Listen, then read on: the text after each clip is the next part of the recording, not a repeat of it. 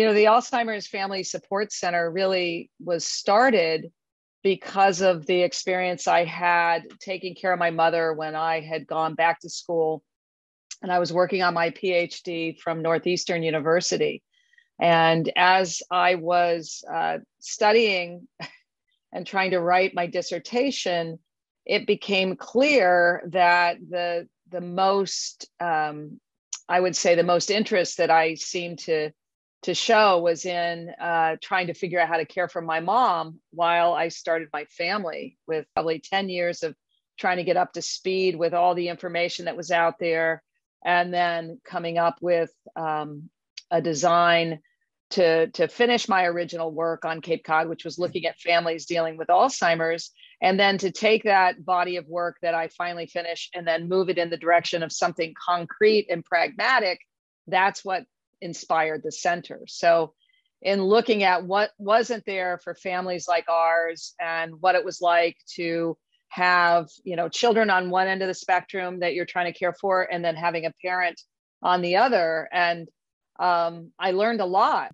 The Alzheimer's Family Support Center kind of grew out of what I thought would be helpful, which is having a support center that didn't just look at, at that time, my mother's disability, her cognitive loss and her difficulty. It didn't just look at, what we were going through, but tried to take the lens of the family and seeing this where there are a lot of people are trying to figure out how to care for the people that they love and they want to look out for, but how do they do it? What are the best practices? There are people that have cognitive decline, and we're talking about 10 to 13,000. Those are usually the numbers that get bantied about based on percentage of people that become symptomatic over the age of 65.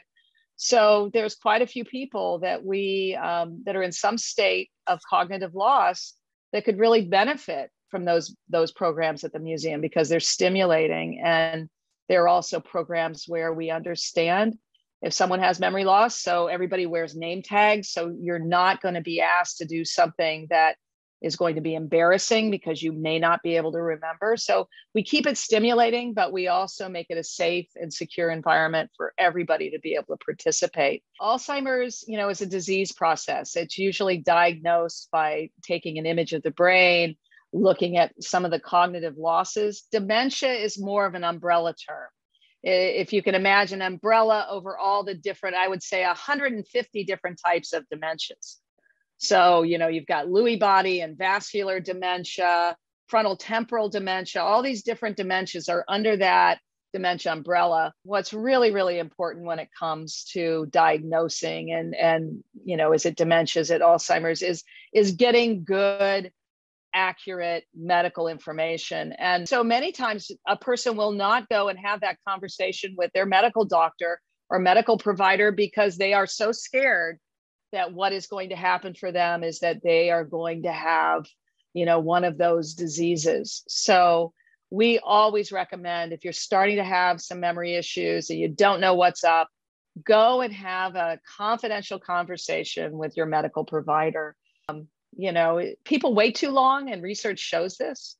For whatever reason, we think my person isn't bad enough yet. They're not progressed enough yet. And the truth is, the best time to reach out is as early as possible. And the research kind of bears that out to be true.